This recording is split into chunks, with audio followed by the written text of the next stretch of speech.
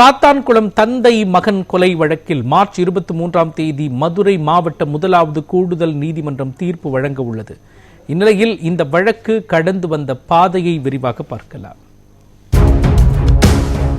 இந்தியாவையே அதிர்ச்சியில் உறைய வைத்த சாத்தான்குளம் ஜெயராஜ் பென்னிக்ஸ் லாக்அப் மரண வழக்கு கிளைமாக்ஸை நெருங்கிக் கொண்டிருக்கிறது.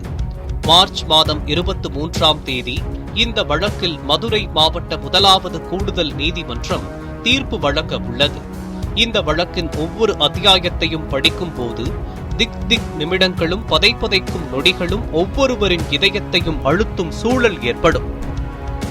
2020ஆம் ஆண்டு ஜூன் மாதம் 19ஆம் தேதி ஊரடங்கு விதிமுறைகளை மீறி செல்போன் கடையை திறந்து வைத்திருந்ததாக சாத்தான்குளத்தைச் சேர்ந்த ஜெயராஜ் மற்றும் அவரது மகன் பென்னிக்ஸ் ஆகியோரை சாத்தான்குளம் காவல் நிலையத்திற்கு அழைத்துச் சென்று அவர்கள் மீது 188, 269, 294 பி, 353, 506 ஐபிசி ஆகிய 5 பிரிவுகளின் கீழ் போலீசார் வழக்கு பதிவு செய்தனர். அதற்கு முன்பாக சாத்தான்குளம் காவல் நிலையத்திலேயே வைத்து இருவரையும் போலீசார் கடுமையாக தாக்கியதாக கூறப்படுகிறது. பின்னர் 2020ஆம் ஆண்டு ஜூன் மாதம் 23ஆம் தேதி கோவில்பட்டி கிளை சிறையில் அடைத்து அங்கும் கடும் தாக்குதல் நடத்தப்பட்டதாக புகார் எழுந்தது. இதில் அவர்களின் மலப்பாதையில் இரத்தக் கசிவு ஏற்பட்டு அவர்களின் ஆடையில் இரத்தக்கரை இருந்த ஆதாரங்கள் வெளியாகி திடுக்கிட வைத்தது. கோவில்பட்டி கிளை சிறையில் கடுமையான காயங்களோடு இருந்த அவர்கள் மருத்துவமனையில் சேர்க்காததால் 5 மணி நேர இடைவெளியில் அடுத்தடுத்து உயிரிழந்தனர்.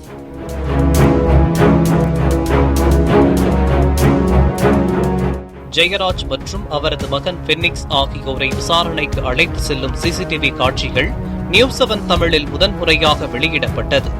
இந்த காட்சிகள் இந்தியாவையே அதிர்ச்சிக்கு உள்ளாக்கியது.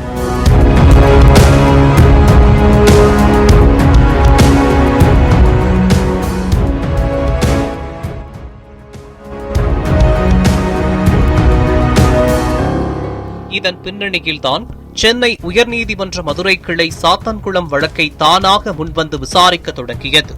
சாத்தான்குளம் காவல் நிலையத்தை வருவாய்த்துறையின் கட்டுப்பாட்டில் எடுத்துக் கொள்ளவும் நீதிமன்றம் உத்தரவிட்டது. தமிழக முதல்வர் எடப்பாடி பழனிசாமி வழக்கை சிபிஐ வசம் ஒப்படைக்க தயாராக இருப்பதாக அறிவித்தார்.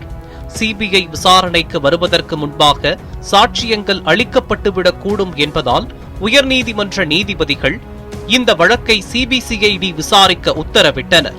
அதுவும் உடனடியாக விசாரணையை தொடங்க வேண்டும் என்றும் உத்தரவு பிறப்பித்தனர். அதன்படி சிபிசிஐடி போலீசார் 1-2020, 2-2020 என இரு முதல் தகவல் அறிக்கையை பதிவு செய்து விசாரணையை தொடங்கிய வேகத்தில் எஸ்ஐ ரகு கணேஷை கைது செய்து சிறையில் அடைத்தனர். 2020ஆம் ஆண்டு ஜூலை மாதம் 2ஆம் தேதி சிபிசிஐடி விசாரணையை தொடங்கிய 2வது நாள் அதிகாலையில் சாத்தான்குளம் காவல் ஆய்வாளர் ஸ்ரீதர், உதவி ஆய்வாளர் பாலகிருஷ்ணன், தலைமை காவலர் முருகன் ஆகியோர் கைது செய்யப்பட்டு பேரூரணியில் உள்ள தூத்துக்குடி மாவட்ட சிறையில் அடைத்தனர். அதன் தொடர்ச்சியாக அடுத்த நாளே தலைமறைவாக இருந்த தலைமை காவலர் முத்துராஜை கைது செய்து விசாரணை நடத்தினார்கள்.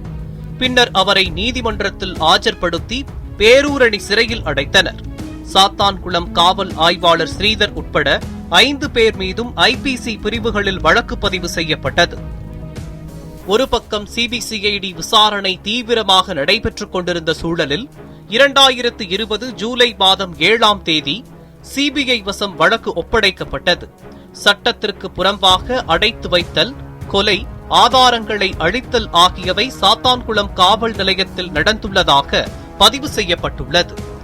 சிபிசிஐடி போலீசார் தங்கள் விசாரணை அறிக்கையை சிபிஐ வசம் ஒப்படைக்கப்பட்டதால் சிபிஐ முழுவீச்சில் விசாரணை தொடங்கியது. சாத்தான்குளம் சிறப்பு உதவி ஆய்வாளர் பால்துரை, காவலர்கள் சாமத்துரை, செல்லதுரை, வெயில்முத்து, தாமஸ் என மேலும் 5 பேர் ஜூலை 8ஆம் தேதி சிபிசிஐடி போலீசாரால் கைது செய்யப்பட்டனர். அவர்கள் மீது கொலை குற்றம், சாட்சியத்தை மறைத்தல், கொடும் செயல் புரிய உதவி செய்தல் உள்ளிட்ட 4 பிரிவுகளின் கீழ் வழக்கு பதிவு செய்யப்பட்டது. சிபிஐ வசம் வழக்கு வந்த பிறகு சாத்தான்குளம் காவல் நிலையத்தில் பணியாற்றிய பெண் police Revathi, Beulah, sub inspector Ravichandran உள்ளிட்டோர் சாட்சியம் அளித்தனர்.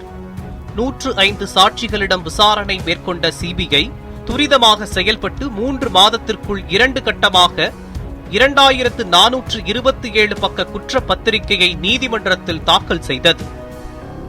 வழக்கின் முக்கிய குற்றவாளியாக கருதப்படும் அப்போதைய ஆய்வாளர் ஸ்ரீதர் அப்ரூவராக மாற விரும்புவதாக கோரிக்கை விடுத்திருந்தார்.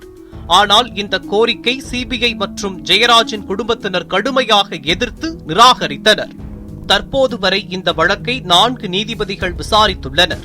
தற்போது 5வது நீதிபதி இந்த வழக்கை விசாரித்து வருகிறார்.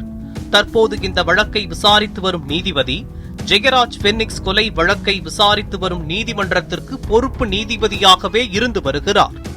அதே வேளையில் குற்றம் சாட்டப்பட்டுள்ள 9 பேரும் தனித்தனியாக 9 வழக்கறிஞர்கள் நியமிக்கப்பட்டுள்ளனர். இவர்கள் 9 பேரும் தனித்தனியாக சிபிஐ தரப்பு சாட்சிகள் 105 பேரிடமும் குறுக்கு விசாரணை மேற்கொள்வதால் மிகுந்த காலதாமதம் ஏற்பட்டது. இருப்பினும் கூட பல்வேறு காலகட்டங்களில் பல முக்கியமான திருப்பு முனைகளை சந்தித்து இந்த சாத்தான்குளம் ஜெயராஜ் பென்னிக்ஸ் வழக்கு இறுதிக்கட்டத்தை எட்டியுள்ளது. நியூஸ் 7 தமிழ் செய்திகளுக்காக மதுரையிலிருந்து மண்டல செய்தியாளர் ஹரிகிருஷ்ணன்.